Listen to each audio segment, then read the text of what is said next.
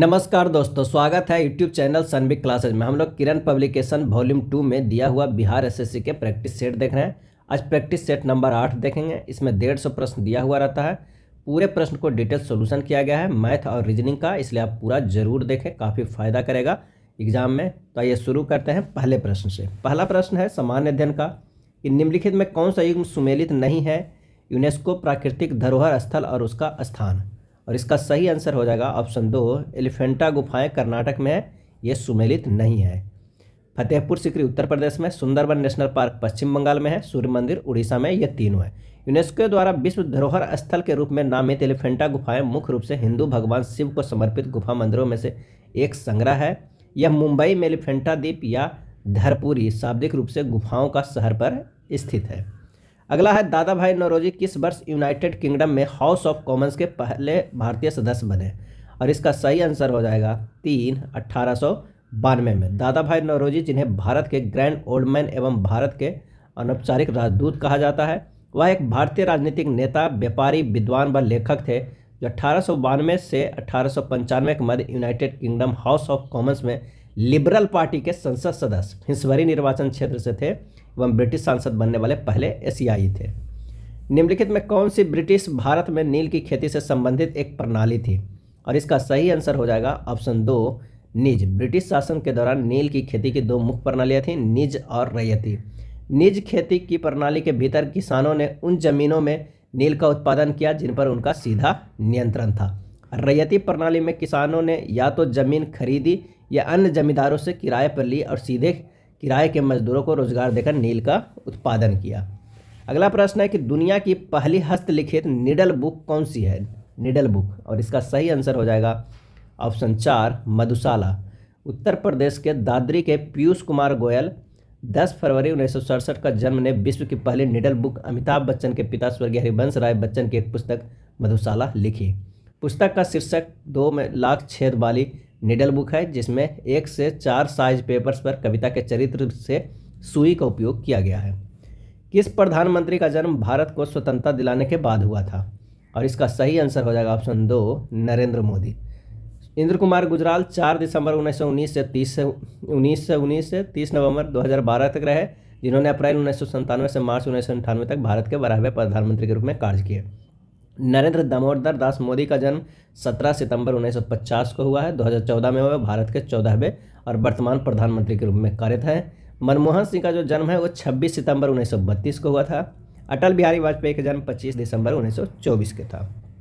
अगला है किसी देश का संविधान कई उद्देश्यों की पूर्ति करता है, निम्नलिखित में कौन सा विकल्प उनमें से एक नहीं है। कौन सा है जो एक नहीं है। इसका जो सही है, यह उन नियमों और सिद्धांतों के समुच्चय के रूप में कार्य करता है जिनके आधार पर देश को नियंत्रित किया जा सके, ये सही है। यह हमें हमारे समाज की मौलिक प्रकृति उजागर करता है, ये भी सही है। इसमें यह शामिल है कि देश को सरकार के अध्यक्षीय स्वरूप को बरकरार रखना चाहिए, ये गलत है। यह कुछ आदर्शों को सहमति देता है जिन्हें देश में बरकरार रखा जाना चाहिए, ये भी सही है। हमारा आंसर हो जाएगा 3। मुगल बादशाह अकबर की मृत्यु निम्नलिखित में किस वर्ष हुई। और इसका सही आंसर हो जाएगा ऑप्शन 3, 1605 ईस्वी में उसकी राजधानी आगरा में पेचिश के कारण मृत्यु हो गई। उसके शरीर के सिकंदरा आगरा में उसके मकबरे पर दफनाया गया था। अगला प्रश्न है कि निम्नलिखित में कौन सा एक प्रकार का सोशल नेटवर्किंग एप्लीकेशन नहीं है। और इसका सही आंसर हो जाएगा 1, हैप्टिक। ट्विटर, लिंक्डइन, फेसबुक, ये तो सोशल नेटवर्किंग है, हैप्टिक नहीं है। तो ये हैप्टिक जो है अगस्त 2013 में स्थापित एक भारतीय उद्यमी संवादी एआई प्लेटफॉर्म है। इसे 2019 में रिलायंस इंडस्ट्री लिमिटेड द्वारा अधिग्रहित किया गया है। किस वर्ष में जर्मनी और इटली के पुरातत्वविदों के एक दल ने मोहनजोदड़ो में सतह अन्वेषण शुरू किया था। और इसका सही आंसर हो जाएगा 3, 1980 में मोहनजोदड़ो में सतह की खोज की। डॉक्टर माइकल जेंसन एवं डॉक्टर मॉरिजियो टोसी के नेतृत्व में जर्मन व इतालवी सर्वेक्षण टीमों ने विस्तृत सतह सर्वेक्षण, सतह स्क्रैपिंग एवं जांच के साथ संयुक्त रूप से एक व्यापक वास्तुशिल्प दस्तावेजीकरण किया है। निम्नलिखित में कौन सा विकल्प 124वें संविधान संशोधन विधेयक से संबंधित है। और इसका सही आंसर हो जाएगा ऑप्शन 4, सामान्य वर्ग की आर्थिक रूप से कमजोर वर्ग का 10% जो आरक्षण है 24वें संविधान संशोधन विधेयक से है, यानी EWS के 10% आरक्षण प्रदान करता है। अगला प्रश्न है कि निम्नलिखित में से किस राज्य में नाहरगढ़ किला स्थित है। नाहरगढ़ किला स्थित है, इसका सही जवाब हो जाएगा ऑप्शन 2, राजस्थान में। नाहरगढ़ किला अरावली पहाड़ियों के किनारे पर स्थित है, जहां से राजस्थान का जयपुर शहर दिखता है। यह मुख्य रूप से जयपुर के राजा महाराजा सवाई जय सिंह द्वारा 1734 में बनाया गया था। किले के निर्माण शहर के ऊपर रिज के शिखर पर किया गया था। अगला प्रश्न है कि खाली स्थान जनसंख्या के आकार, क्षेत्रीय वितरण और उसकी संरचना तथा जन्म, मृत्यु, प्रवास और उम्र बढ़ने के कारण समय के साथ जनसंख्या कैसे बदलती है, इसका अध्ययन कहलाता है। और इसका सही आंसर हो जाएगा ऑप्शन 1 डेमोग्राफी। क्या कहलाता है? डेमोग्राफी कहलाता है। सिंधु घाटी सभ्यता के घरों में कमरे आमतौर पर एक खाली स्थान के आसपास बने होते थे। और इसका सही जवाब हो जाएगा ऑप्शन 3 आंगन। सिंधु घाटी सभ्यता के मकान 1 या 2 मंजिला ऊंचे थे, जिनमें एक आंगन के चारों ओर कमरे बने हुए थे। अधिकांश घरों में नहाने के लिए अलग जगह थी और कुछ में पानी की आपूर्ति के लिए कुएं थे। अनकिया नट एक विशिष्ट एकांकी नाटक है जो खाली स्थान की संस्कृति को विशेषित करता है। और इसका सही आंसर हो जाएगा ऑप्शन 3 असम। अंकिया नाट असम में किए जाने वाले नाटकों का एक वर्ग है। अंकिया नाट का मुख्य विषय भगवान कृष्ण की पूजा करना है। अंकिया नाट के आविष्कार का श्रेय आमतौर पर मध्यकालीन संत और समाज सुधारक श्रीमंत शंकर देव को दिया जाता है। दक्का यानी ढाका में अखिल भारतीय मुस्लिम लीग का गठन किया गया था। इसके बारे में निम्नलिखित में से कौन सा कथन जो है वो सत्य नहीं है, ये बताना है। तो यह मुसलमानों के लिए एक अलग निर्वाचन मंडल चाहता था, ये तो सही है। लीग ने बंगाल विभाजन का समर्थन नहीं किया, ये गलत है। बंगाल के विभाजन को पूर्वी बंगाल के मुसलमानों और के संगठन मुस्लिम लीग का समर्थन प्राप्त था। मुस्लिम लीग का मानना था कि कांग्रेस पार्टी केवल हिंदुओं की जरूरतों को पूरा करती है। इसने अधिक राजनीतिक और नागरिक अधिकारों को प्रदान करने के साधन के रूप में ब्रिटिश सरकार के प्रति वफादारी का समर्थन किया था। लीग का गठन 1906 में हुआ था, बिल्कुल सही है। और इसका गठन मुस्लिम जमींदारों और नवाबों के एक समूह द्वारा किया गया था, ये भी सही है। आंसर हमारा हो जाएगा 2। अगला है बंगाल के किस क्रांतिकारी संगठन की स्थापना बारिंद्र कुमार घोष ने की थी? और इसका सही आंसर हो जाएगा ऑप्शन 4 अनुशीलन समिति का। अनुशीलन समिति एक संगठन है जो 20वीं शताब्दी के पूर्व के 3 दशकों के दौरान बंगाल में अस्तित्व में था। भारत में ब्रिटिश राज को सामना करने हेतु क्रांतिकारी हिंसा को प्रतिपादित किया। इसकी 2 शाखाएं ढाका में केंद्रित ढाका अनुशीलन समिति एवं कलकत्ता में केंद्रित युगांतर समूह थे। 24 मार्च 1902 को कलकत्ता के एक बैरिस्टर प्रेमनाथ मित्रा ने अनुशीलन समिति की स्थापना की। श्री अरविंदो घोष के छोटे भाई बारिंद्र कुमार घोष ने इसका नेतृत्व किया। कब? तो 24 मार्च 1902 ईस्वी को। अगला है IRDAI ने वर्तमान बैंक इंश्योरेंस ढांचे की समीक्षा के लिए एक टास्क फोर्स का गठन किया। इस समिति का अध्यक्ष कौन होगा? और इसका सही आंसर हो जाएगा 3 जे मीना कुमारी। क्या है? तो वो होगा जे मीना कुमारी। आंसर हाँ हो जाएगा कि IRDAI ने वर्तमान बैंक इंश्योरेंस ढांचे की समीक्षा के लिए टास्क फोर्स का गठन किया है। अब वर्तमान बैंक इंश्योरेंस ढांचे की समीक्षा के लिए भारतीय बीमा नियामक और विकास प्राधिकरण द्वारा एक टास्क फोर्स का गठन किया गया है। ये समिति पॉलिसियों की गलत बिक्री, जबरन बिक्री की शिकायतों की दस्ता की भी समीक्षा करेगी। अगला प्रश्न है कि भारत में सर्वाधिक उपलब्ध एवं सर्वाधिक सघन रूप से कृषि हेतु प्रयोग की जाने वाली मिट्टी कौन सी है? और इसका सही आंसर हो जाएगा ऑप्शन 4 जलोढ़ मिट्टी। जलोढ़ मिट्टी भारत का अब तक का सबसे बड़ा एवं सबसे महत्वपूर्ण मृदा समूह है। लगभग 15 लाख वर्ग किलोमीटर या देश के कुल भूमि क्षेत्रफल का लगभग 45.6% शामिल है। ये मिट्टी हमारी कृषि संपदा का सबसे बड़ा हिस्सा देती है। भारत की अधिकांश आबादी का समर्थन करती है। महाबेली गंगा खाली स्थान की सबसे लंबी नदी है। और इसका आंसर हो जाएगा 3 श्रीलंका। महाबेली गंगा श्रीलंका की सबसे लंबी नदी है, जिसकी कुल लंबाई जो है कितनी है? 335 किलोमीटर है। नदी कैंडी जिले के नुबारा एलिया जिले के एक सुदूर गांव पोलवथुरा से शुरू होती है और त्रिंकोमाली खाड़ी के दक्षिणी पश्चिमी हिस्से में बंगाल की खाड़ी में गिरती है। इनमें से किसने सिपाही विद्रोह और 1857 के विद्रोह को न तो पहला, न ही राष्ट्रीय, न ही स्वतंत्रता संग्राम कहकर संदर्भित किया है? और इसका सही आंसर हो जाएगा ऑप्शन 3 RC मजूमदार ने। RC मजूमदार ने विद्रोह को अलग ढंग से संक्षेप में प्रस्तुत करने का प्रयास किया है। उनके अनुसार यह विद्रोह न तो पहला था और न ही एक राष्ट्रीय था और न ही यह स्वतंत्रता संग्राम था। वास्तव में उन्होंने एक महत्वपूर्ण टिप्पणी की कि यह विद्रोह पहला नहीं था। भारत में ब्रिटिश कब्जे की शुरुआत के साथ विद्रोह की परंपरा थी। निर्गम मूल्य क्या है? निर्गम मूल्य क्या है? और इसका सही आंसर हो जाएगा ऑप्शन 2 यह बाजार मूल्य से कम मूल्य है। निर्गम मूल्य का अर्थ है बाजार मूल्य से कम कीमत। निर्गम मूल्य वह मूल्य है जिस पर शेयरों को पहली बार जनता के लिए उपलब्ध होने पर बिक्री के लिए पेश किया जाता है। निर्गम मूल्यों की गणना उस सूत्र के साथ की जाती है जो एक शेयर के मूल्य पर कितने शेयर उपलब्ध है के साथ जोड़ती है। अगले प्रश्न पे चलते हैं कि RBI का प्रतीक क्या है? और इसका सही आंसर हो जाएगा ऑप्शन 4 एक ताड़ के पेड़ के सामने बंगाल टाइगर। 1934 की आरबीआई अधिनियम ने इसे केंद्र सरकार के लिए बैंकर के रूप में स्थापित किया। एपेक्स बैंक का आधिकारिक प्रतीक है एक ताड़ के पेड़ व एक बाघ है, जो कई मामलों में इसे औपनिवेशिक अतीत का एक अवशेष है। इसे ईस्ट इंडिया कंपनी की मूल मुहर व मुहर से लिया गया है, जिसमें एक शेर एवं एक ताड़ का पेड़ दिखाया गया है। ग्रेट इंडियन डेजर्ट के बारे में निम्नलिखित में से कौन सा कथन गलत है? सही आंसर हो जाएगा कौन? आइए देखते हैं। भारत का सबसे बड़ा मरुस्थल है, बिल्कुल सही है। कांटेदार झाड़ियों के साथ वनस्पति आवरण कम है, सही है। इसे थार मरुस्थल भी कहा जाता है, ये भी सही। पद्मा इस क्षेत्र की प्रमुख नदी है, ये हमारा गलत है। पद्मा बांग्लादेश की प्रमुख नदी है, यह गंगा की मुख्य वितरका है, जो बंगाल की खाड़ी के निकट मेघना नदी के साथ संगम तक 120 किलोमीटर तक दक्षिण पूर्व में बहती है। भारत के सर्वोच्च न्यायालय में नियुक्त होने वाली महिला न्यायाधीश कौन थी? सही आंसर हो जाएगा 3, फातिमा बीवी। 1950 में सुप्रीम कोर्ट की स्थापना हुई और 1989 में जस्टिस फातिमा बीवी को देश की पहली महिला सुप्रीम कोर्ट जज नियुक्त होने में 39 वर्ष लग गए। तब से अब तक 11 महिला जज कोर्ट में हैं। कोल्हाटी भाषा में खालिस्तान रहने वाले लोगों द्वारा बोली जाती है, और इसका सही आंसर हो जाएगा 2, महाराष्ट्र में रहने वाले लोगों के द्वारा बोली जाती है। कोल्हाटी एक भारतीय खानाबदोश समुदाय है जो बंजारा लोगों की एक उपसमूह बनाता है। वे मध्य भारत व महाराष्ट्र के हैं। वे परंपरागत रूप से पेशेवर मनोरंजनकर्ता एवं कलाकार हैं। भारत छोड़ो आंदोलन की 78वीं वर्षगांठ कब मनाई गई? और इसका सही आंसर हो जाएगा 8 अगस्त 2020 को मनाई गई 78वीं वर्षगांठ, जिसे हमारे देश की स्वतंत्रता संग्राम के इतिहास में महत्वपूर्ण मील के पत्थर माना जाता है। 8 अगस्त 2020 को। 8 अगस्त 2042 को महात्मा गांधी ने ब्रिटिश शासन को समाप्त करने और आह्वान किया कि मुंबई में अखिल भारतीय कांग्रेस कमेटी के सत्र में भारत छोड़ो आंदोलन शुरू किया गया। डीजी गांव पहल की शुरुआत खालिस्तान विभाग द्वारा की गई है, और इसका सही आंसर हो जाएगा ऑप्शन 1, इलेक्ट्रॉनिक्स एवं सूचना प्रौद्योगिकी मंत्रालय के द्वारा ये शुरू किया गया है। डीजी गांव बजट 2017-18 में ये किया गया था। डीजी गांव को इलेक्ट्रॉनिक्स एवं आईटी मंत्रालय द्वारा लॉन्च किया गया है। भारत की रक्षा परियोजनाओं में 100% एफडीआई प्राप्त करने वाली पहली विदेशी कंपनी कौन सी बन गई? और इसका सही आंसर हो जाएगा ऑप्शन 4, SAAB। स्वीडन के साथ SAAB भारत की रक्षा परियोजनाओं में 100% एफडीआई प्राप्त करने वाली पहली विदेशी कंपनी बन गई है। वर्तमान में भारत स्वचालित मार्ग के तहत रक्षा क्षेत्र में केवल 74% प्रत्यक्ष विदेशी निवेश की अनुमति देता है। यूथ स्ट्राइक फॉर क्लाइमेट आंदोलन के संस्थापक कौन है, जिन्हें नोबेल शांति पुरस्कार के लिए भी नामित किया गया था? और इसका आंसर हो जाएगा 3, ग्रेटा थनबर्ग को।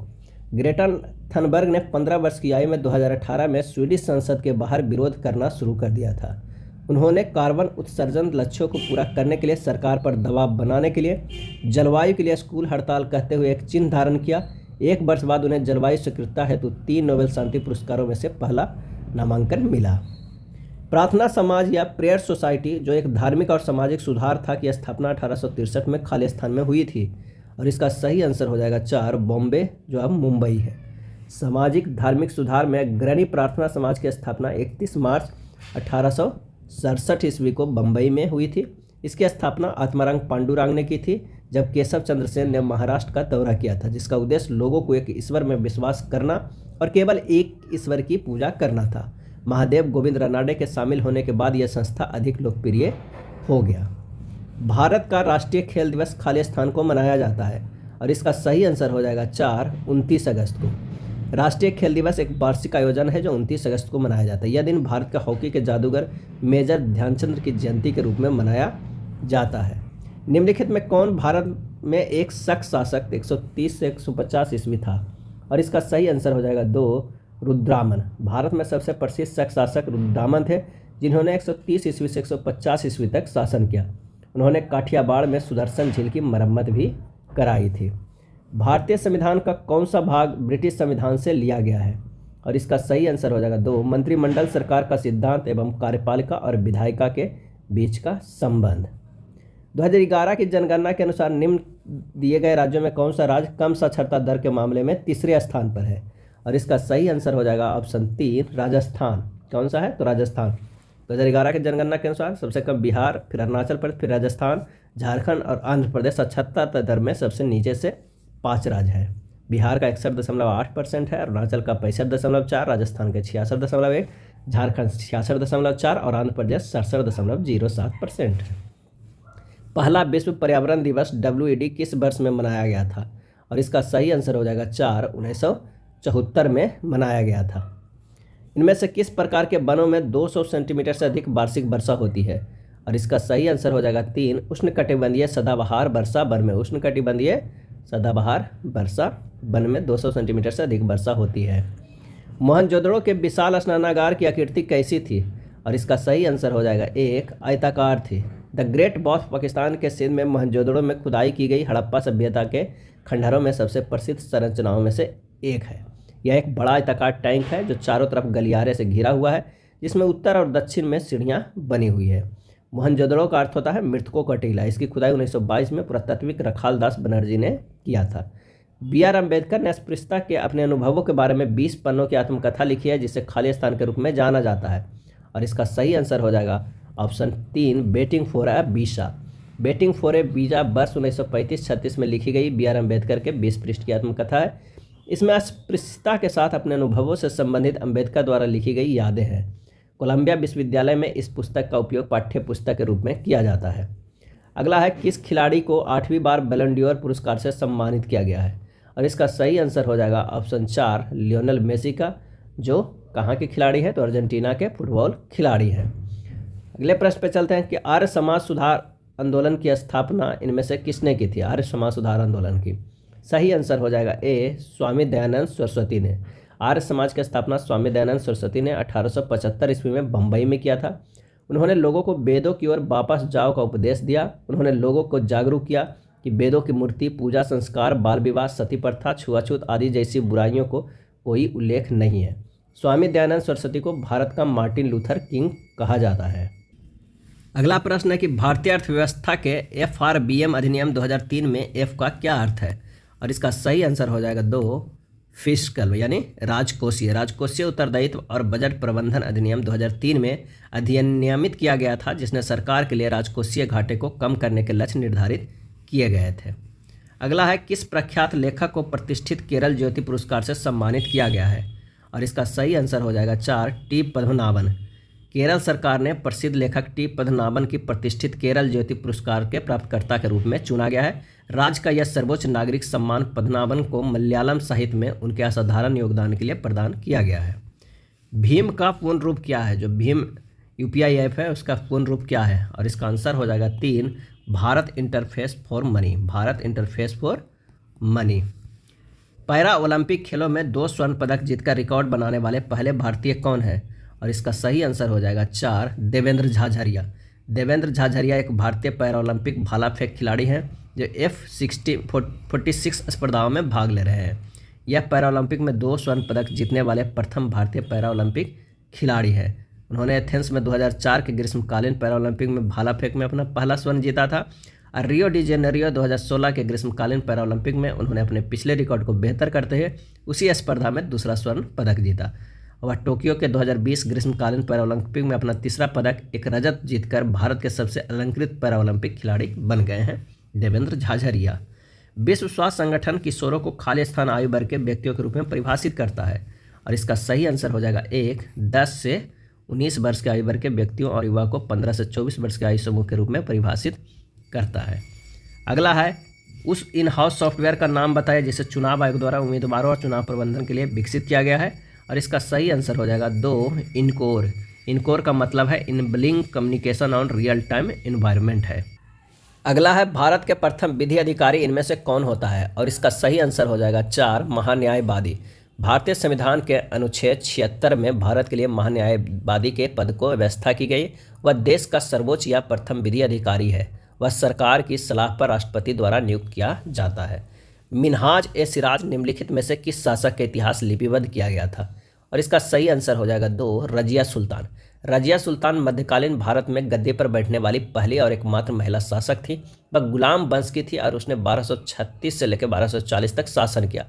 1236 के आसपास के इतिहासकारक मिन्हाज-ए-सिराज ने माना कि इल्तुतमिश की बेटी रजिया अपने भाइयों की तुलना में अधिक सक्षम और योग्य थी। अगला प्रश्न है, एस्थेनोस्फीयर पृथ्वी की खाली स्थान के ऊपरी हिस्से का अत्यधिक श्यान, यांत्रिक रूप से दुर्बल एवं तन्नीय विकृतिशील क्षेत्र है। और इसका सही आंसर हो जाएगा 4, प्रावरण। स्थेनोस्फीयर पृथ्वी के ऊपरी मेंटल का अत्यधिक चिपचिपा यांत्रिक रूप से कमजोर और नमनीय क्षेत्र है। यह स्थल मंडल के नीचे सतह के नीचे लगभग 80 से 200 किलोमीटर की गहराई पर स्थित है। लिथोस्फीयर स्थेनोस्फीयर सीमा की आमतौर पर LAB कहा जाता है, लैब कहा जाता है।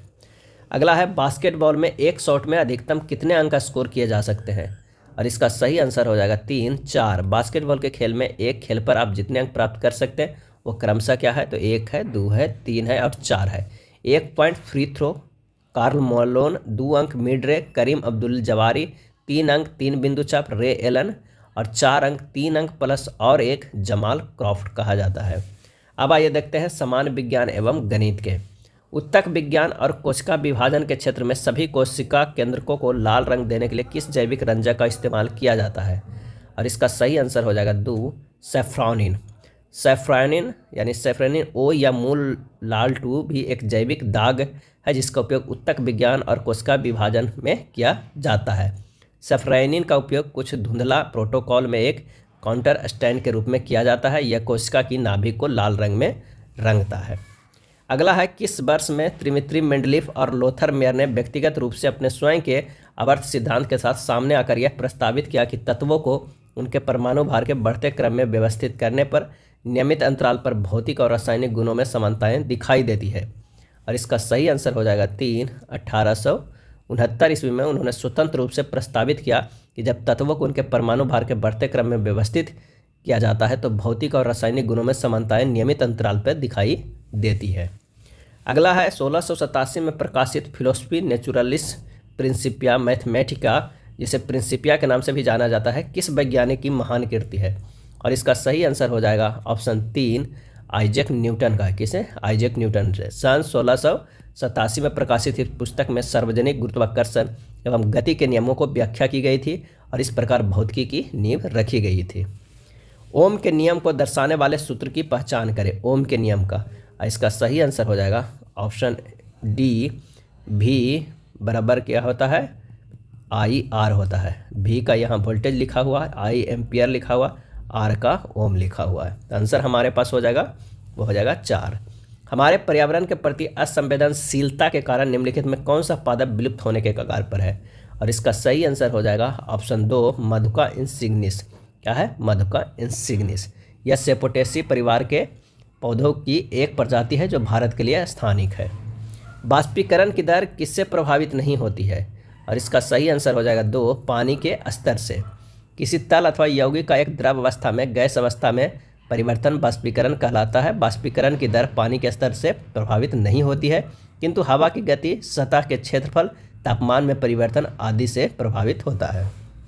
अगला है खाली स्थान आनुवंशिकता को नियंत्रित करने वाला गुणसूत्र का एक घटक है, और इसका सही आंसर हो जाएगा 4, DNA। वैसे रोग जो एक पीढ़ी से दूसरे पीढ़ी में ट्रांसफ़र होते हैं उन्हें आनुवंशिक रोग कहते हैं। यह रोग DNA में गड़बड़ी के कारण होते हैं। यह गड़बड़ी उत्परिवर्तन के कारण होती है। यौन प्रजनन के दौरान जब 2 व्यक्तियों की शुक्राणु कोशिकाएं संयोजित होती है तो वे खाली स्थान बनाती है, और इसका सही आंसर हो जाएगा 1, युग्मनज। क्या बनाते हैं? युग्मनज बनाते हैं। यदि कोई पिंड रूपांतरित गति में एक सीधी रेखा में गति करता है तो इस गति को खाली स्थान कहा जाएगा। इसका सही आंसर हो जाएगा 1, सरल रेखीय गति कहा जाएगा। पृथ्वी की त्रिज्या खाली स्थान है, और इसका आंसर हो जाएगा 2, 6.4 गुना 10 के पावर 6 मीटर। 6.4 गुना 10 के पावर 6 मीटर। यदि कोई ग्रह सिकुड़ना शुरू कर देता है तो जी का मान क्या होगा, और इसका सही आंसर हो जाएगा 1, बढ़ने लगेगा। जब कोई ग्रह सिकुड़ना शुरू कर देता है तो ऐसी स्थिति में जी का मान बढ़ेगा। जी का अर्थ होता है गुरुत्वाकर्षण के कारण त्वरण। 25 kg द्रव्यमान की एक वस्तु 4 मीटर पर सेकेंड स्क्वायर से एक समान वेग से गति कर रही है तो वस्तु की जो गति ऊर्जा होगी वो कितनी होगी, तो गति ऊर्जा बराबर हम लोग जानते हैं ½ mv², यानी हाफ दिया हुआ है, 25 दिया हुआ है, और क्या है, v को 4 के स्क्वायर कर देंगे, हमारे पास आ जाएगा 1/2 गुना 25 गुना 16 बराबर 200 जूल। क्या हो जाएगा? 200 जूल। आंसर हो जाएगा हमारे पास 1 नंबर। अगला प्रश्न है कि निम्नलिखित में से कौन सी अभिक्रिया संयोजन अभिक्रिया के विपरीत क्रिया है। पहला NH4Cl हीट देंगे NH3 + HCl है, 2H2 इलेक्ट्रिसिटी 2H2 + O2 है, FeS2SO4 FeSO4 + H2 है। इसमें ये जो दोनों है वो संयोजन अभिक्रिया के विपरीत क्रिया है, तो आंसर हमारे पास हो जाएगा वो 2। संयोजन अभिक्रिया जिससे 2 या 2 से अधिक कारक मिलकर एकल उत्पाद का निर्माण करते हैं वही वियोजन अभिक्रिया संयोजन अभिक्रिया के विपरीत होती है। वियोजन अभिक्रिया में एकल पदार्थ वियोजित होकर दो या दो से अधिक पदार्थ जो है वो प्रदान करता है। हमारे पास ये दोनों जो है वो कौन सा अभिक्रिया है, तो ये वियोजन अभिक्रिया है। क्या है, वियोजन अभिक्रिया है। यहाँ पूछ रहा है संयोजन अभिक्रिया के विपरीत, तो यही होगा आंसर दूसरे नंबर। एक वस्तु को 10 सेंटीमीटर फोकस दूरी वाले उत्तल लेंस के पर 15 सेंटीमीटर की दूरी पर रखा गया है, तो बनने वाली छवि कैसी होगी। तो हमारे पास जो आंसर आ जाएगा वो वास्तविक होगी और क्या होगी, बड़ी होगी। 17वें समूह के तत्वों को कहा जाता है, और इसका आंसर हो जाएगा वो है 3 हैलोजन कहा जाता है। आधुनिक कवर सारणी में 17वें समूह के तत्वों को हैलोजन कहा जाता है। इनमें शामिल कौन कौन है, तो फ्लोरीन है, क्लोरीन है, ब्रोमीन है, आयोडीन है, एंटीमनी है। धातुओं और मिश्र धातुओं की प्रतिरोधकता की रेंज कितनी होती है, और इसका सही आंसर हो जाएगा 10⁻8 ओम मीटर से लेकर 10⁻⁻6 ओम मीटर। 10⁻⁻8 ओम मीटर से 10⁻⁻6 ओम मीटर होती है। मानवों में गैसों का आदान प्रदान खाली स्थान में होता है, और इसका सही आंसर हो जाएगा 1 क्रिप्का एल्वियोली। मानव में गैसों का आदान प्रदान क्रिप्का एल्वियोली में होता है। प्रत्येक जीव को जीवित रहने हेतु ऑक्सीजन की आवश्यकता होती है, क्योंकि ऑक्सीजन ही कार्बनिक पदार्थों का ऑक्सीकरण या विघटन करके ऊर्जा प्रदान करती है। निम्नलिखित में कौन से तत्वों में दी गई अपरूपता पाई जाती है, ग्रेफाइट, हीरा और बकमिनिस्टर फ्लोरीन, और इसका सही आंसर हो जाएगा वो हो जाएगा 4 कार्बन। पृथ्वी पर पाए जाने वाले तत्वों में कार्बन एक प्रमुख एवं महत्वपूर्ण तत्व है। इस तत्व के अपरूपों में ग्रेफाइट, हीरा और बकमिनिस्टर फ्लोरीन शामिल है। सभी रज्जुकी संघों कोर्डेटों में इसके अलावा निम्नलिखित में सभी विशेषताएं होती है, और इसका आंसर हो जाएगा वो हो जाएगा 3 दिकोरिकी होते हैं। क्या होते हैं, दिकोरिके होते हैं। अगले प्रश्न पे चलते हैं। कार्बन, नाइट्रोजन, ऑक्सीजन और फ्लोरीन के द्वितीय आयनन विभव का सही क्रम क्या है, और इसका सही आंसर हो जाएगा option 3 O greater than F greater than N and greater than C होता है। चूना पत्थर को गर्म करने पर खाली स्थान प्राप्त होता है, सही आंसर हो जाएगा 4 अनबुझा चूना।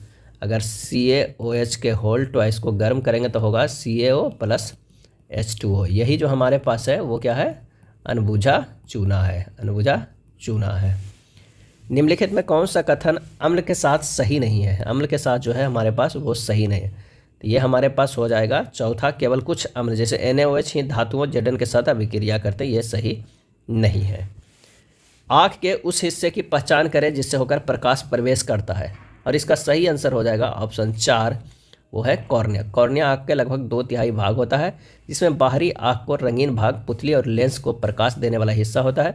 कॉर्निया में कोई रक्त वाहिका नहीं होती, बल्कि इसमें तंत्रिकाओं का जाल होता है। निम्नलिखित में से किस मिश्रण को आमतौर पर आसवन की प्रक्रिया द्वारा अलग किया जाता है, सही आंसर हो जाएगा 3 नमक और पानी को। आसवन किसी मिश्रित द्रव के अवयवों को उनके वाष्पन सक्रियताओं के अंदर के आधार पर अलग करने की विधि को क्या कहते हैं, यह पृथक्करण की भौतिक विधि है। वाष्पन सक्रियताओं के अंतर के आधार पर इसे अलग करना आसवन कहलाता है। वह पदार्थ या द्रव जिससे होकर ध्वनि संचारित होती है उसे खाली स्थान कहा जाता है, और इसका सही आंसर है ऑप्शन 4 क्या कहा जाता है, माध्यम कहा जाता है। अब आइए मैथ का प्रश्न है कि $1 में 16 संतरे बेचने से एक व्यक्ति को 20% की हानि होती है, तो 60% लाभ अर्जित करने के लिए उसे $1 में कितने संतरे बेचना चाहिए। तो 16 संतरों का क्रय मूल्य क्या हो जाएगा, संतरों का जो हमारे पास है वो क्रय मूल्य क्या हो जाएगा, तो क्रय मूल्य हो जाएगा 100/80 बराबर क्या हो जाएगा, $5/4 हो जाएगा, $5/4। तो 60% लाभ कमाने के लिए 60% लाभ कमाने के लिए क्या करना होगा, 16 संतरों का विक्रय मूल्य 5/4 गुना 160/100 कर देंगे, इतना डॉलर तो हमारे पास आ जाएगा। तो कितना हो गया, जब इसे काटेंगे तो हो जाएगा $2, यानी $1 में बेचे गए संतरों की संख्या कितनी हो जाएगी, तो होगा 16/2 बराबर 8। हमारे पास कितना आ गया, $1 में कितने संतरे बेचे जाएंगे, तो वो है 8, क्योंकि 16 संतरे का जो थी है वो विक्रय मूल्य $2 हो गया 60% के इनकम के लिए। सालनी अपनी आय का 1/3 बचाती है। यदि उसकी आय 1% बढ़ जाती है और खर्च 15% बढ़ जाता है तो बचत में 21% की वृद्धि हो जाती है। एक्स का मान ज्ञात करना है। सालनी की जो आय है वो क्या है, 300 रुपया हम मान लेते हैं। क्या मान लेते हैं, 300 रुपया मान लेते हैं। उसका व्यय क्या हो जाएगा, व्यय जो हमारे पास हो जाएगा 2/3 गुना 300, यानी कितना हो जाएगा 200 रुपया। अब बचत कितनी हो गई, तो बचत हमारे पास हो गया 100 रुपया। नई आय नई आय जो हमारे पास है वो 300 प्लस उसकी आय x% बढ़ जाती है, यानी 300 प्लस 3x रुपया।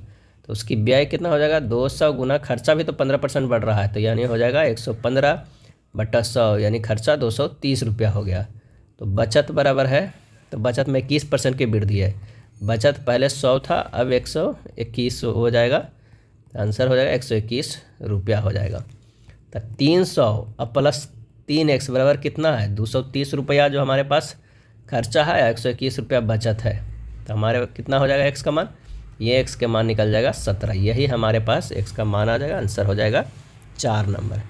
अगला है 114 सेंटीमीटर, 76 सेंटीमीटर, 266 सेंटीमीटर, 152 सेंटीमीटर भुजा वाले 4 समबाहु त्रिभुज अधिकतम किस माप के लिए पैमाने में इन्हें ठीक ठीक मापा जा सकता है। तो इसे सोल्व करते हैं। अभीष्ट अधिकतम माप का स्केल जो हमारे पास होगा वो कितना होगा, 114, 76 और 266 एवं 152 का हमें क्या निकाल लेना है, मासा निकाल लेना है, SCF निकाल लेना है, वही हमारे पास आंसर आ जाएगा। अगर इस तरह निकालते हैं 114 को अगर तोड़िए 2 गुना 3 गुना क्या हो जाएगा 19, 76 को तोड़िएगा 2 गुना 2 गुना 19 हो जाएगा, 266 को 2 गुना 7 गुना 19 और 152 को अगर तोड़िएगा तो 2 गुना 2 गुना 2 गुना 19। मासा हमारे पास क्या आ रहा है, यहाँ पे कॉमन 2 आ रहा है, 1 19 तीनों में कितना चारों में, तो आंसर हो जाएगा 19 दूनी 38, आंसर हमारे पास हो जाएगा 1। एक विद्यालय में गणित, भौतिकी और कंप्यूटर साइंस की सीट 7:8:9 के अनुपात में इन सीटों में क्रमशः 60%, 50% और 70% की वृद्धि किए जाने का प्रस्ताव है। बढ़ाई गई सीटों का अनुपात क्या होगा। तो आइए देखते हैं गणित, भौतिकी, कंप्यूटर के 7, 8, 9 में। तो संगत वृद्धि के लिए हमें क्या करना होगा, तो 7 गुना 160 अनुपात 8 गुना 150 अनुपात 9 गुना क्या किया गया है 170, यानी होगा 112 अनुपात 120 अनुपात 153। हमारे पास यही आंसर हो जाएगा, सही आंसर हो जाएगा, वो हो जाएगा 2। लोहे का एक खोखला पाइप 14 सेंटीमीटर लंबा है, इसका बाहरी व्यास 6 सेंटीमीटर। यदि पाइप की मोटाई 1 सेंटीमीटर है तो लोहे का भार 8 ग्राम पर सेंटीमीटर क्यूब है। तो पाइप का भार किलोग्राम में कितना होगा, जब पाइप का मान 22/7 का प्रयोग करना होगा। पाइप का बाह्य त्रिज्या कितना है, बाह्य जो हमारे पास त्रिज्या है वो है 3 सेंटीमीटर। मोटाई कितना है, तो मोटाई हमारे पास है 1 सेंटीमीटर। तो अंतः त्रिज्या क्या हो जाएगा, अंतः त्रिज्या जो हमारे पास हो जाएगा वो 3 - 1 बराबर 2 सेंटीमीटर। लोहे के पाइप का आयतन कितना हो जाएगा, लोहे के पाइप का आयतन तो हो जाएगा पाई r² - r² इंटू h। तो ये हो जाएगा पाई का मान कितना होता है 22/7, ये होगा 3 के स्क्वायर माइनस 2 के स्क्वायर गुना 14। तो हमारे पास आ जाएगा 44 गुना 9 माइनस क्या हो जाएगा 4 बराबर 220 घन सेंटीमीटर। लोहे का घनत्व कितना हो जाएगा, तो घनत्व हमारे पास है वो हो जाएगा 8 ग्राम पर घन क्या होगा सेमी हो जाएगा। जब पाइप का वजन क्या हो जाएगा, पाइप का वजन बराबर होगा आयतन गुना क्या हो जाएगा घनत्व हो जाएगा। तो आयतन कितना है 220 गुना 8 करेंगे, उसे किलोग्राम में बदलने के लिए 1000 से भागा दे देंगे तो हो जाएगा 1.76 किलोग्राम। आंसर हमारे पास आ जाएगा, वो हो जाएगा कौन सा, तो वो हो जाएगा 1 नंबर। अगले प्रश्न पे चलते हैं। यदि 3 वर्षों में 1900 रुपये की धनराशि जो है वो एक निश्चित साधारण ब्याज की दर पर 2100 हो जाती है, तो 5 वर्षों में उसी ब्याज दर पर 11,400 रुपये की धनराशि कितनी हो जाएगी। पहली स्थिति में यहाँ निकालना है 3 वर्षों का क्या निकालना है, तो साधारण ब्याज निकालना है। तो होगा कितना, मिश्रधन माइनस क्या होगा मूलधन, यानी 2100 माइनस 1900 कितना हो गया 200 रुपया हो जाएगा। तो दर बराबर क्या हो जाएगा, ब्याज 200, 100 और मूलधन कितना है 1900 और समय 3 है, यानी 200/57% प्रति वर्ष। अब कह रहा है दूसरी स्थिति में क्या है साधारण ब्याज बराबर 11,400 गुना 5 गुना 200/100 गुना क्या हो जाएगा 57 हो जाएगा। इसे सोल्व करेंगे तो कितना आ जाएगा 2,000 रुपया आ जाएगा। तो मिश्रधन बराबर हमारे पास क्या आ जाएगा 11,400 प्लस क्या हमारे पास है 2,000 रुपया, यानी 13,400 रुपया। आंसर हमारे पास आ जाएगा वो 3 नंबर। अगला प्रश्न है कि एक कक्षा में 20% छात्र 10 वर्ष से कम आयु के हैं, 10 वर्ष से अधिक आयु वाले छात्रों की संख्या 10 वर्ष से आयु वाले छात्रों की संख्या का 1/3 है। यदि 10 वर्ष की आयु वाले छात्र 24 हैं तो कक्षा में कुल कितने छात्र हैं? यहाँ 3 तरह के छात्र दिए गए हैं। एक जो है जो 0 से 9 तक है, जो 10 से कम है, वो कितना है 20% है। और एक है 0 से कितना 10 वर्ष तक के हैं, 10 वर्ष तक के हैं। एक 10 वर्ष की आयु वाले, माने 10 वर्ष वाले आयु कितने हैं, तो वो हमारे पास कह रहे हैं 24 है। 10 वर्ष से अधिक को इतना हो जाएंगे, तो 10 वर्ष से अधिक जो होता है 24 का 1/3 यानी 8 हो जाएंगे।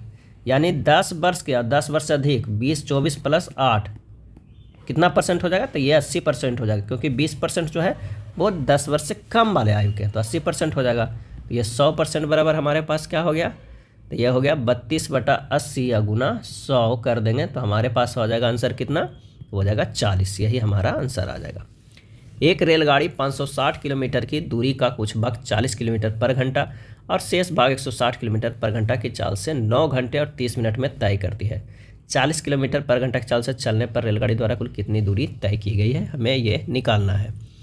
तो 40 किलोमीटर पर घंटा की चाल में तय की गई दूरी कितना हो जाएगा, x हो जाएगा। और 160 वाला में कितना हो जाएगा, तो 160 वाला में हो जाएगा कितना, तो 560 माइनस क्या हो जाएगा, x हो जाएगा। अब प्रश्न में क्या करा, x/40 प्लस 560 माइनस x/160 कितना समय लगा, 9.1/2 यानी हमारे पास कह सकते हैं कि 19/2। जब इसे सोल्व करेंगे तो क्या हो जाएगा, 4x प्लस 560 माइनस x/160 बराबर 19/2। यहाँ से x के मान निकालिएगा तो 960/3 बराबर हो जाएगा 320 किलोमीटर। सीधे समय निकालिए, इसे समय प्लस समय जोड़ के पूरा समय जोड़ दिए गए। आंसर हमारे पास हो जाएगा 1। एक वस्तु का विक्रय मूल्य उसके लागत मूल्य से 20% अधिक अंकित किया जाता है। यदि x% छूट देने के बाद भी दुकानदार 8% का लाभ अर्जित करता है तो x का मान क्या होगा। इसे क्या करेंगे कि वस्तु का क्रय मूल्य बराबर क्या हो जाएगा, 100 रुपया हो जाएगा, जो कि हम मानेंगे। तो अंकित मूल्य कितना हो जाएगा, अंकित मूल्य हो जाएगा हमारे पास, वो हो जाएगा 120 रुपया। अब इसका विक्रय मूल्य क्या हो जाएगा, विक्रय मूल्य क्योंकि x% छूट देने के बाद भी दुकानदार को 8% लाभ होता है, यानी 108 रुपया में बेचेगा तभी 8% का लाभ हुआ। तो छूट कितना दिया गया, छूट दिया गया 120 माइनस 108 बराबर कितना, 12 रुपया का। तो छूट प्रतिशत क्या हो जाएगा, छूट प्रतिशत हो जाएगा 12 कितना में 120 में दिया गया है, क्योंकि 120 अंकित मूल्य उस पर क्या ना कि 100% में निकालना है। तो हमारे पास जो आंसर आ जाएगा वो हो जाएगा 10। कोई धनराशि वार्षिक रूप से संयोजित होने पर चक्रवृद्धि ब्याज पर 5 वर्षों स्वयं की दुगनी हो जाती है। कितने वर्षों में ये 4 गुनी हो जाएगी। तो हमारे पास मिश्रधन बराबर होता है, मिश्रधन बराबर होता है कितना, मूलधन इंटू 1 प्लस दर बटा क्या होता है 100 के पावर समय होता है। हमारे पास दुगना हो जा रहा है कितना, 1 प्लस r बटा 100 के पावर 5। अब दोनों पक्ष के अगर हम वर्ग करेंगे तो ये 4 हो जाएगा, ये हो जाएगा 1 प्लस r बटा 100 के 10। यानी अभिष्ट समय जो आएगा कितना आएगा, अभिष्ट समय आएगा 10 वर्ष। आंसर हो जाएगा हमारे पास 4 गुना हो जाएगा 10 वर्ष में। एक कार्यशाला में सभी कर्मचारियों का औसत वेतन जो है वो 18,000 रुपये है। 7 तकनीशियनों का औसत जो वेतन है वो 24,000 रुपये है और शेष कर्मचारियों का औसत वेतन 12,000 रुपये है। कार्यशाला में कर्मचारियों की कुल संख्या कितनी है। तो शेष कर्मचारियों की संख्या बराबर हम क्या है x मान लेते हैं, क्या होता है x माना लेते हैं। तो सभी कर्मचारियों की संख्या कितना है, x प्लस 7 है, यानी x प्लस 7 गुना क्या है, तो वो है 18,000 रुपया। सभी कर्मचारियों का औसत वेतन कितना 18,000 रुपया है। अब कह रहा है प्रश्न में कि 7 गुना 24,000, 7 कर्मचारियों क्या है 24,000 प्लस x का है बाकी का कितना है 12,000, और बराबर किसके है, तो वो बराबर जो हमारे पास है वो है x प्लस 7 गुना किसके 18,000 के बराबर है, 18,000 के बराबर। जब इसे आप सोल्व कीजिएगा हमारे पास जो आएगा क्या, तो x प्लस 7 गुना 18 बराबर 7 गुना 24 प्लस x गुना 12। सोल्व कर देते हैं तो x का मान आ जाएगा 42/6 बराबर 7। यानी कर्मचारियों की कुल संख्या कितना है, 7 प्लस 7 बराबर 14। आंसर हमारे पास हो जाएगा 1। किसी आयत के परिमाप और लंबाई के बीच 5:2 का अनुपात है। यदि आयत का क्षेत्रफल 256 सेंटीमीटर है तो आयत का चौड़ाई सेंटीमीटर में क्या होगा। तो आयत की लंबाई को हम क्या मान लेते हैं, यहाँ पर L मान लेते हैं, चौड़ाई B मान लेते हैं। प्रश्न में कह रहा है 2 इंटू L प्लस B बटा L बराबर कितना है, तो वो है 5/2 है। 4L प्लस 4B बराबर हमारे पास 5L हो गया। आ गया L बराबर कितना आ गया 4B। इक्वेशन 1 हमारे पास आ गया। पुनः LB बराबर दिया हुआ है कितना 256 दिया हुआ है। तो बी स्क्वायर बराबर क्या हो जाएगा हमारे पास, क्योंकि हम जो L के जगह पर हम रख रहे हैं 4B, L के जगह पर अगर चलिए एक रख देते हैं 4B इंटू बी बराबर 256। तो बी स्क्वायर बराबर क्या हो जाएगा 256, अब बटा 4 इधर चला गया है तो हो जाएगा 64।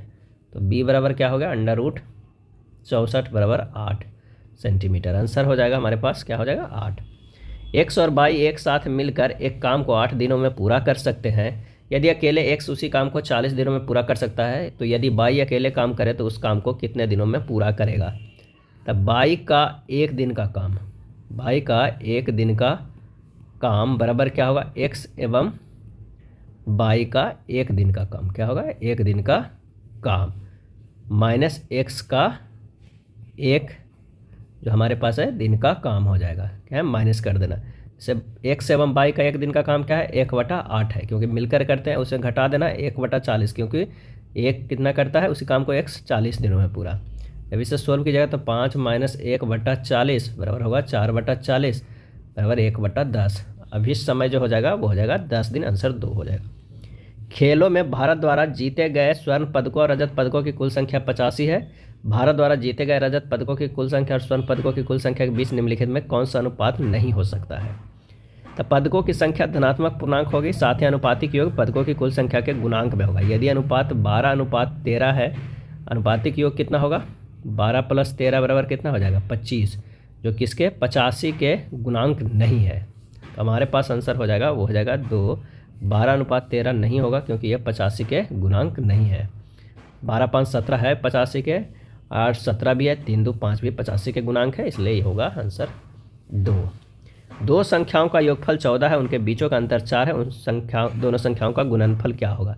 यानी कह रहा a + b जो है वो कितना है 14 है, और a - b बराबर क्या है तो वो है 4 है। अब दोनों को अगर हम जोड़ देते हैं तो क्या होगा, तो हमारे पास जो निकल कर आ जाएगा कि b भी खत्म हो जाएगा, 2a बराबर हो जाएगा 14 + 4 कौन है 18 हो जाएगा। तो a बराबर कितना हो जाएगा 9।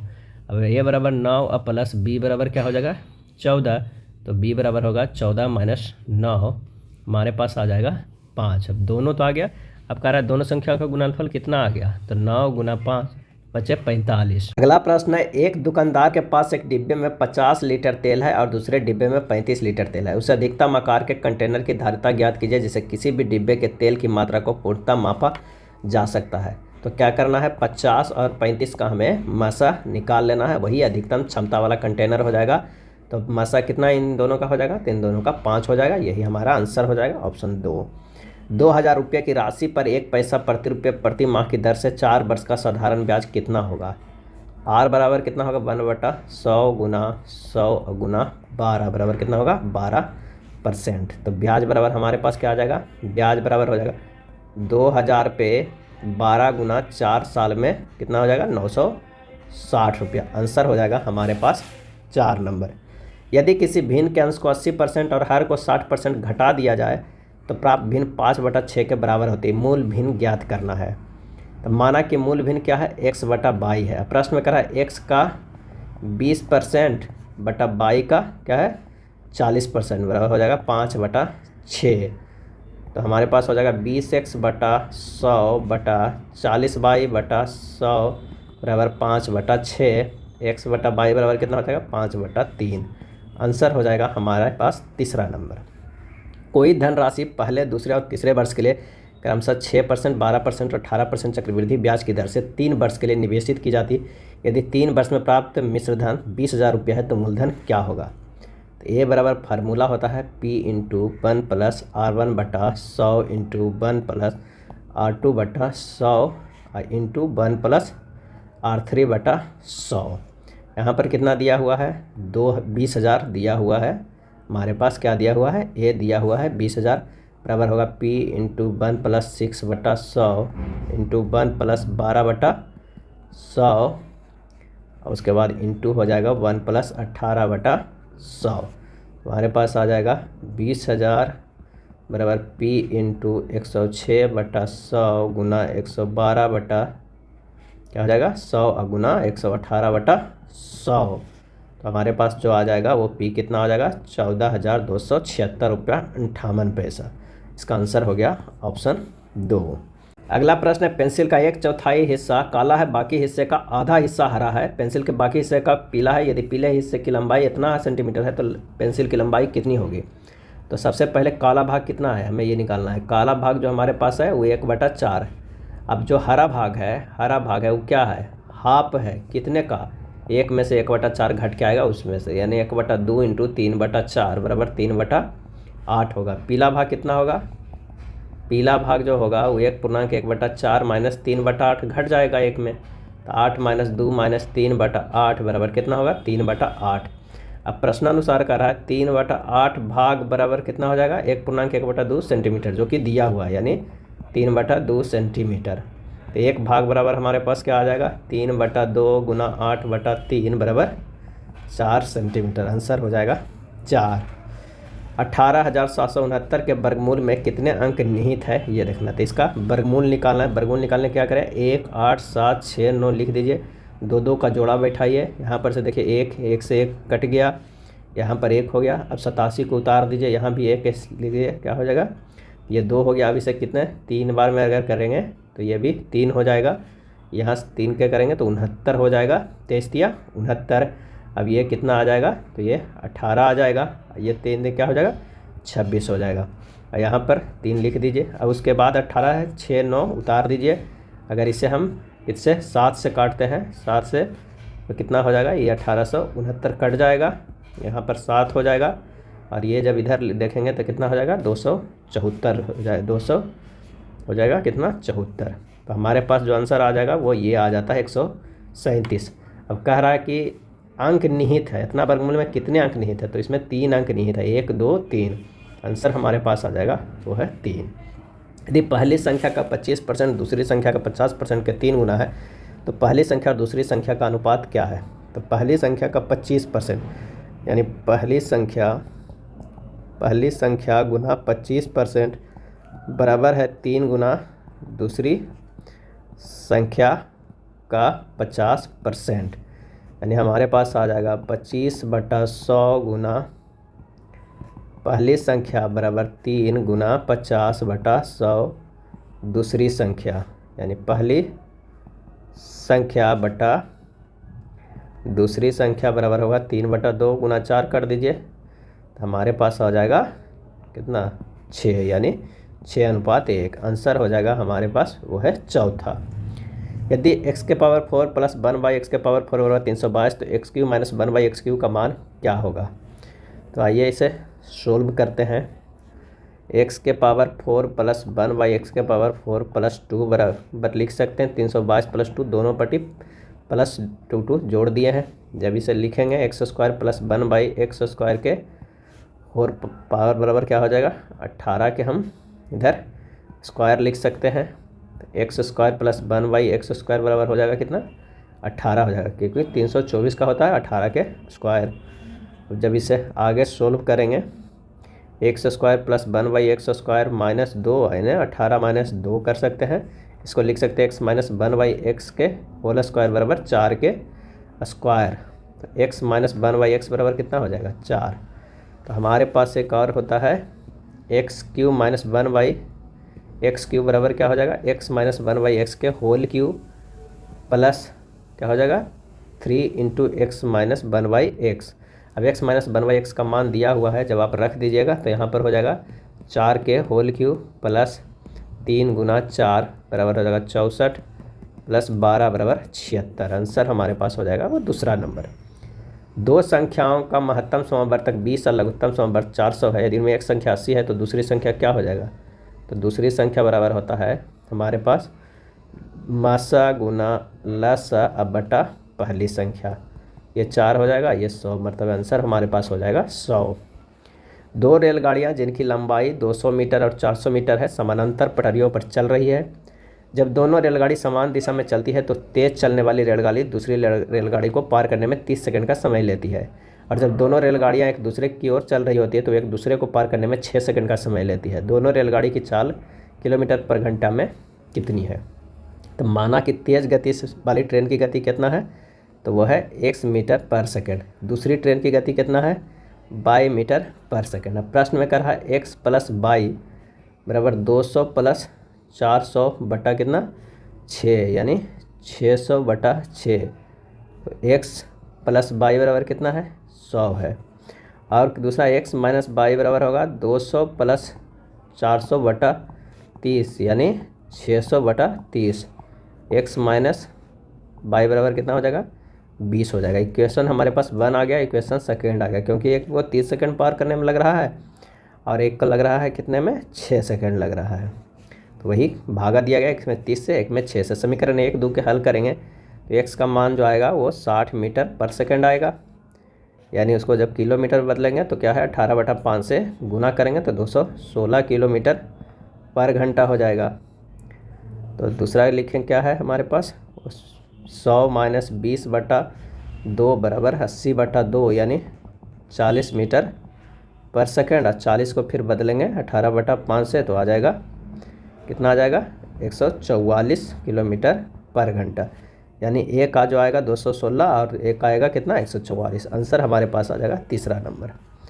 अब आइए मानसिक क्षमता तर्क शक्ति का प्रश्नवाचक के स्थान पर क्या आएगा हमें ये देखना है।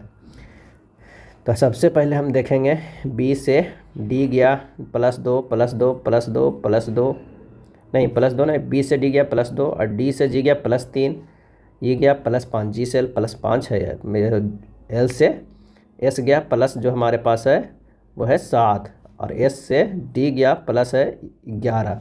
यानी हम देख रहे हैं अभाज्य संख्या का यहाँ पे अभाज्य संख्या बढ़ते क्रम में है, तो 11 से क्या होगा अभाज्य संख्या 11, तो वो हो जाएगा 13। तो डी से जो हमारे पास गया है जी होगा वो क्या हो जाएगा वो हो जाएगा 13। क्या होगा यहाँ पर है सॉरी डी से क्यू है 13 हो जा रहा है, और 13 से जाएगा तो अब 17 जुड़ जाएगा, क्यू प्लस 17 जो हमारे पास आएगा वो हो जाएगा एच। उसके बाद अगर हम अगला देखते हैं तो 2 से 4, 4 से 7 ये भी अभाज्य संख्या है, 7 से 12, 12 से 19 अभाज्य संख्या है। तो अगला हमारे पास जो आंसर आ जाएगा वो क्या आ जाएगा वो एक आ जाएगा 60H। प्रश्नवाचक के स्थान पे कौन सी संख्या आता है ये देखना। 5 से 7 गया, 7 दूनी 14 गया और 14 से 36 गया, यानी +22 हुआ, +2 +7 +22। अब क्या हो जाएगा +x है। अब 7 आया है कितना 2 गुना 3 + 1 करके, 22 कितना आया है 7 गुना 3 + 1 करके। उसी तरह x कितना आएगा 22 गुना 3 + 1 करके, आंसर हो जाएगा 67। तो अब 67 कब आएगा 36 + 67 बराबर क्या हो जाएगा 103। आंसर हो जाएगा 1 नंबर।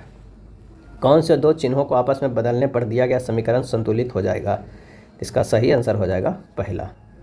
एक असंगत चुनना है, इसमें से एक असंगत कौन सा है। तो ये तो हो जाएगा 13 गुना 5 65 हो जाता है, ये 13 गुना 11 143, 7 गुना नहीं 7 गुना 3 21 हो जाएगा, और ये 105 हो जाएगा कितना 3 गुना 5 गुना 7, यानी हमारे पास सब तो 5 के मल्टीप्लिकेशन में आ रहा है। यहाँ पर कह रहा है कि 65 जो है 65 143 और 21 दो अभाज्य संख्याओं के गुणनफल है। ये भी अभाज्य संख्या के ये भी और ये भी, लेकिन कह रहा है 105 तीन अभाज्य संख्याओं का गुणनफल है, यानी सब दो के गुणनफल है। ये जो है वो 3 का, तो आंसर हमारे पास हो जाएगा तीसरा नंबर। x y z जो है वो 3 वस्तुएं हैं जिनकी आकृति त्रिभुजाकार वर्गाकार पंचभुजाकार है। ये लाल हरे और नीले रंग के है तथा यह सोना चांदी और कांस्य भिन्न सामग्रियों से बनी है। x लाल रंग की है लेकिन वर्गाकार नहीं है, y चांदी से बनी है लेकिन यह हरे रंग की नहीं है, x कांस्य की बनी है, z का आकार पंचभुजाकार है तो z किस सामग्री का बना है। तो आंसर हो जाएगा 2 सोना का है, चूँकि x कांस्य से है और y चांदी से बनी है तो z सोना से बनी हुई वस्तु है।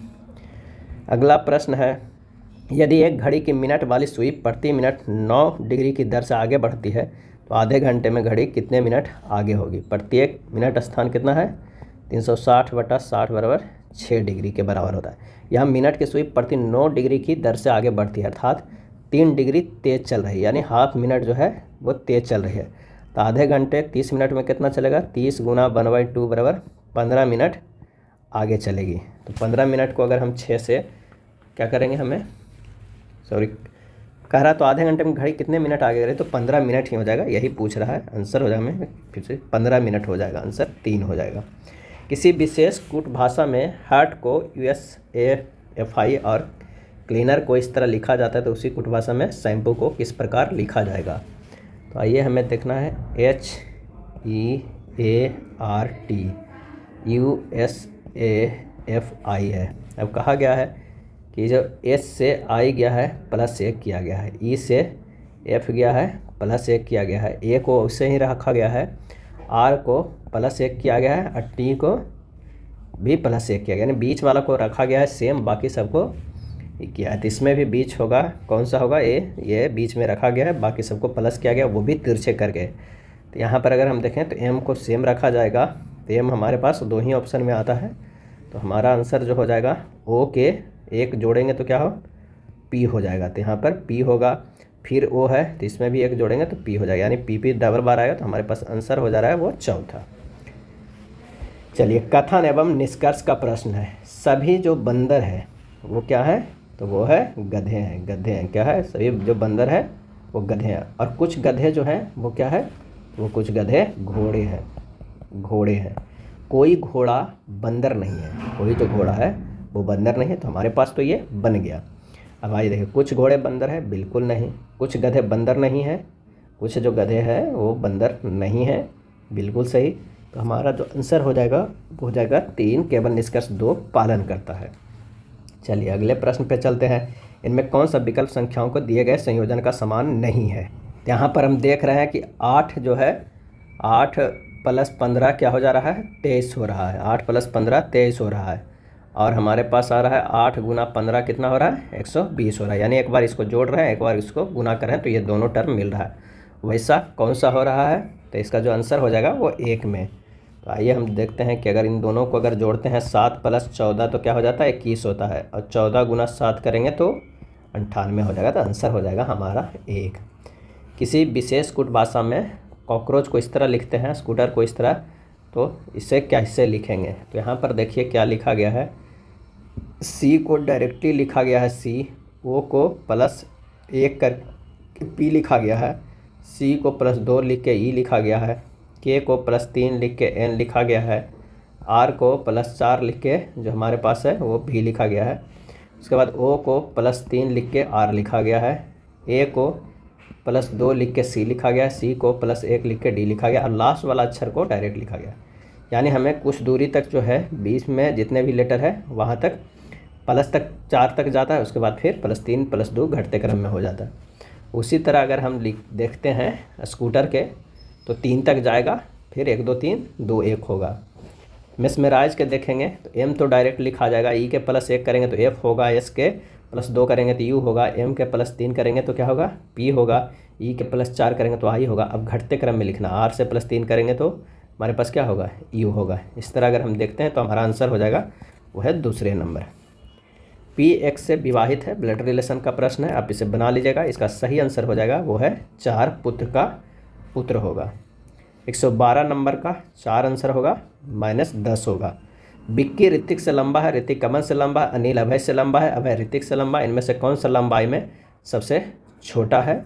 तो जब इसे अधिक कीजिएगा, विक्की ग्रेटर देन जो होगा, विक्की ग्रेटर देन जो होगा ऋतिक होगा, इससे ग्रेटर देन अमन होगा, और उसके बाद अनिल इसमें सबसे होगा, उसके बाद अभय होगा, उसके बाद ऋतिक होगा। क्या होगा, ऋतिक होगा।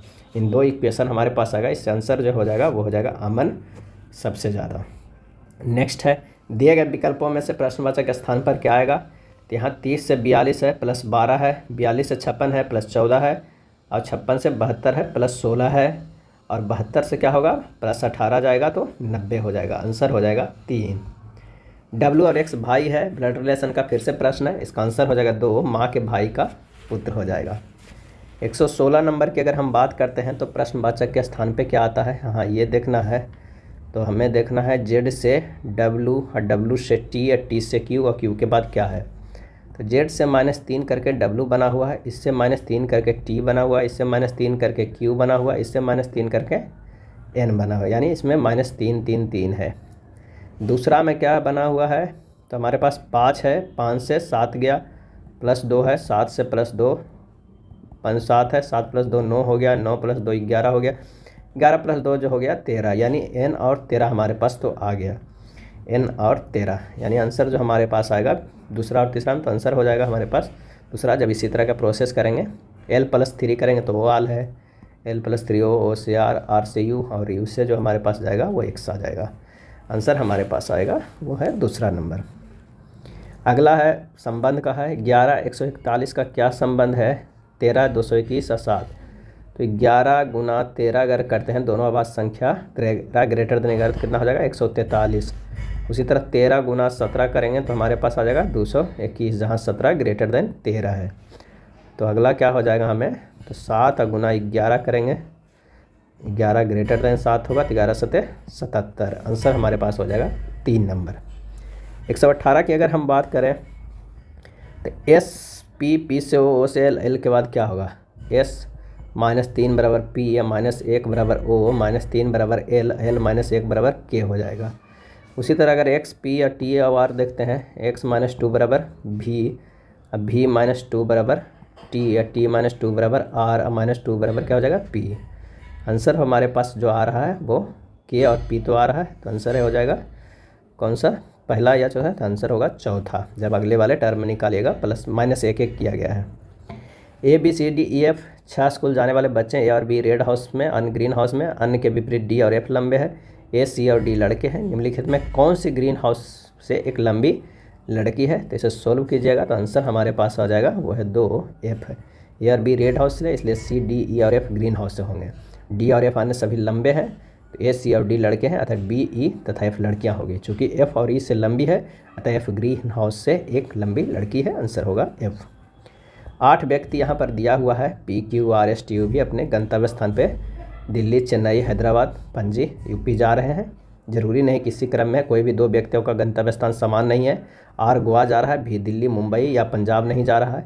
S तथा T क्रमशः यूपी तथा पणजी जा रहे हैं, P तथा Q पंजाब या मुंबई नहीं जा रहे हैं, U दिल्ली या मुंबई नहीं जा रहे हैं। तो कौन सा संयोजन निश्चित रूप से सही है, आंसर हो जाएगा 4 W मुंबई का।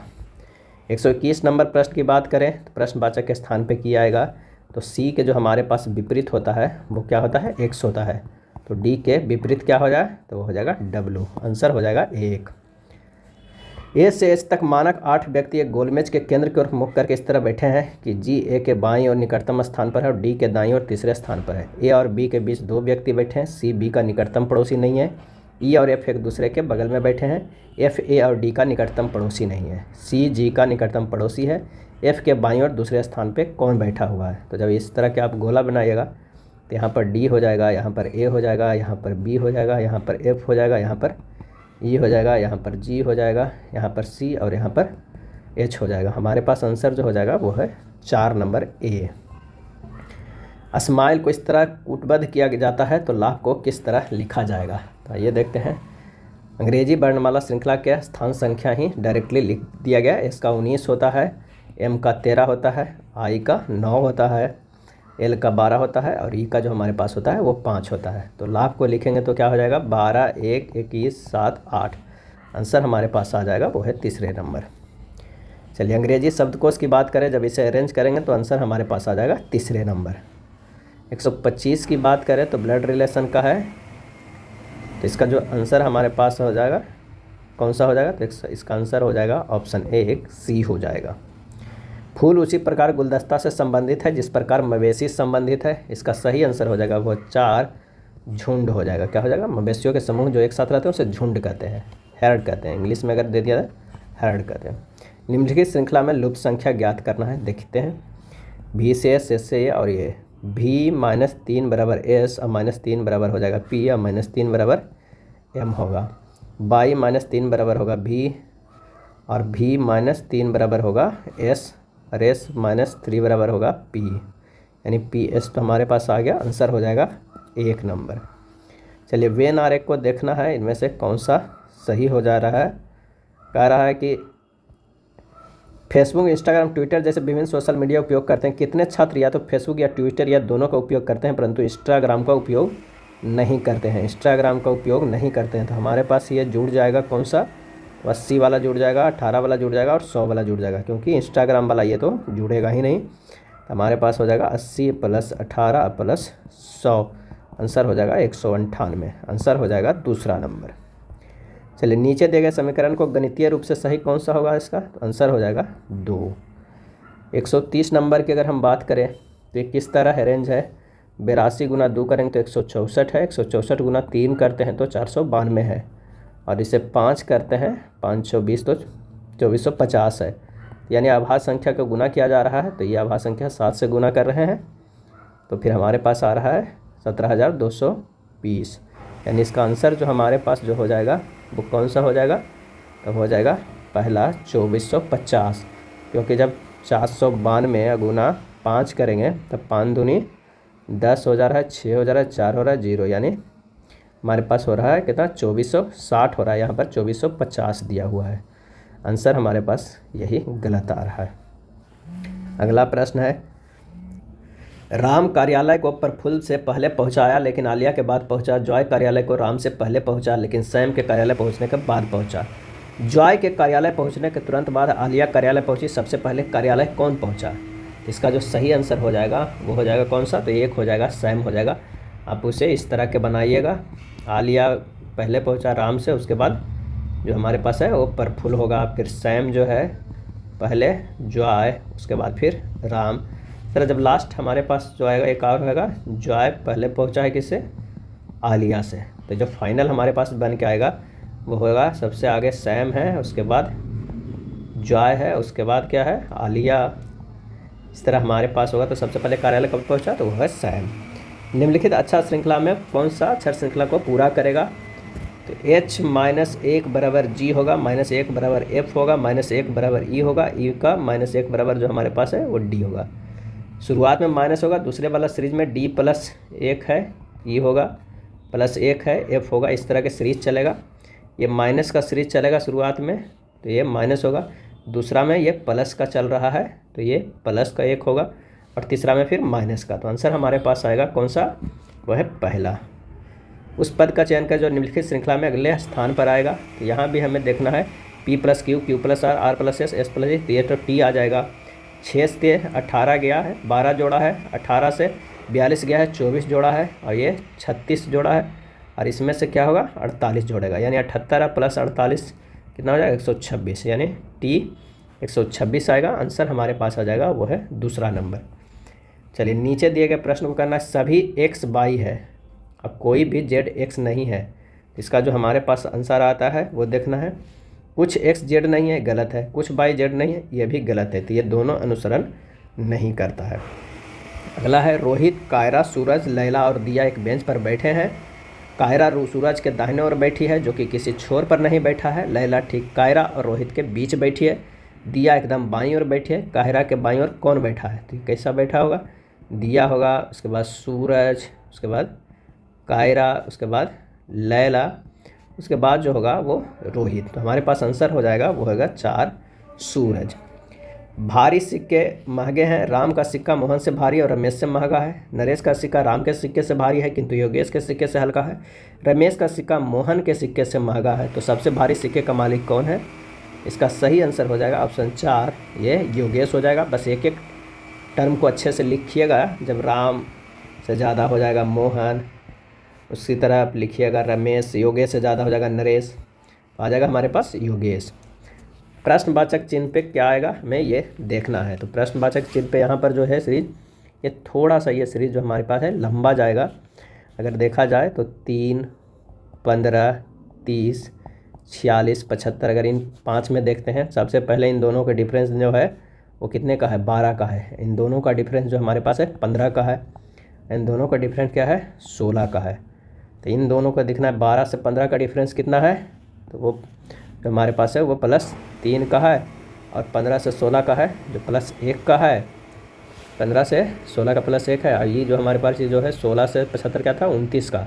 तो 16 से 29 का डिफरेंस कितना हो जा रहा है, तो +13 का है।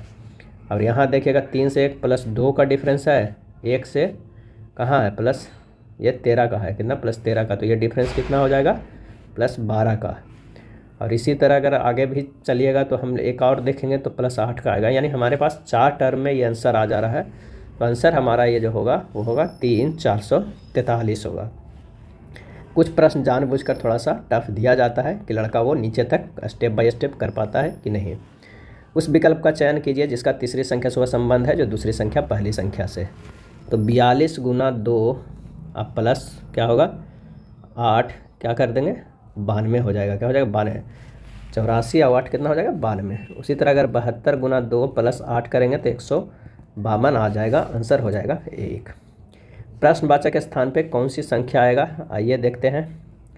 7 20 70 का हम एक लेते हैं अलग से, 11 35 133 का अलग, 7 20 70 268 को देखेंगे तो क्या हो जाएगा इसमें प्लस 13 है, इसमें प्लस 50 है और प्लस 198 है।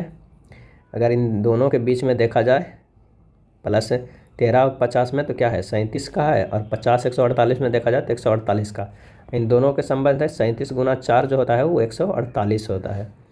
उसी तरह नीचे में है 11 35 133।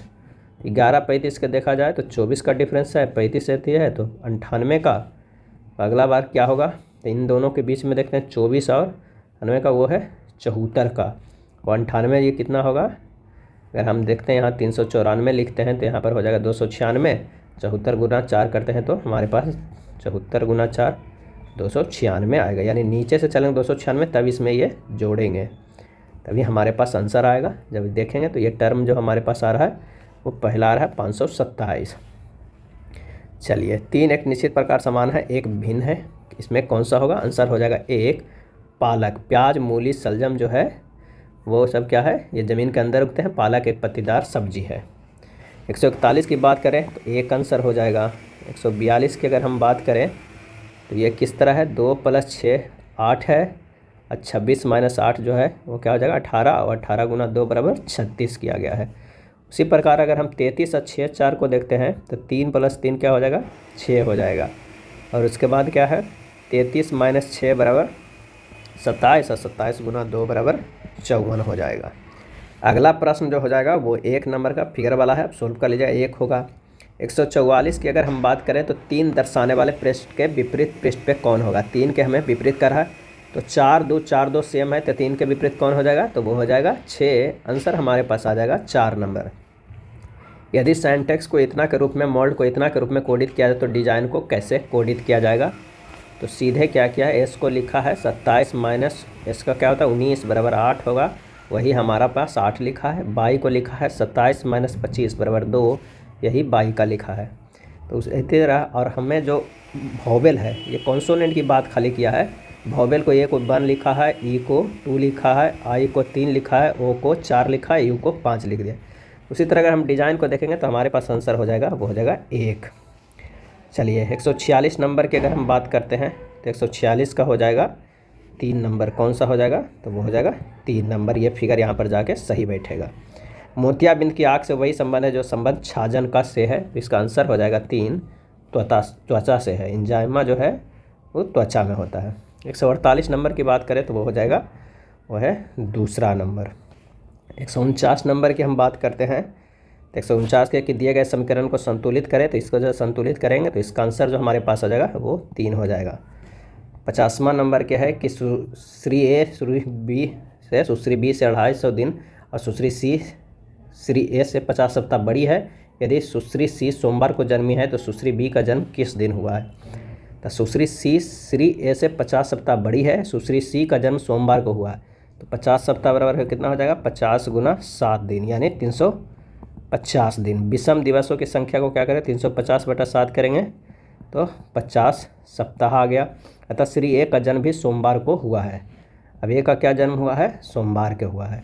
अब श्री ए श्री बी से 250 दिन बड़े हैं तो विषम दिनों की संख्या 250 में कितना हो जाएगा ये निकाल देंगे तो ये 35 सप्ताह और 5 दिन आ रहा है, उसमें 0 दिन आ रहा है। अब श्री बी का जन्म हुआ था कब सोमवार के, तो सोमवार अब प्लस कितना हो जाएगा 5 अगर करेंगे तो हमारे पास आ जाएगा कौन सा शनिवार। हमारे पास आंसर जो हो जाएगा वो हो जाएगा शनिवार। और हाँ कैलेंडर के अगर बेहतरीन थ्योरी और प्रश्न भी देखना चाहते हैं, एक एक कॉन्सेप्ट को क्लियर किया गया है तो तो आप सनबिक मैथ पे जाकर देख सकते हैं। वीडियो लोड किया गया है सनबिक मैथ पे, 1 घंटा का वीडियो है। इसमें आपको A to Z concept clear हो जाएगा, कुछ और देखने की ज़रूरत नहीं पड़ेगा। सनबिक मैथ पे लिंक डिस्क्रिप्शन में दिया हुआ है। ये वीडियो था किरण पब्लिकेशन के वॉल्यूम 2 में दिया हुआ बिहार एसएससी का प्रैक्टिस सेट। अगर वीडियो अच्छा लगा तो लाइक एंड शेयर कर दीजिएगा। धन्यवाद।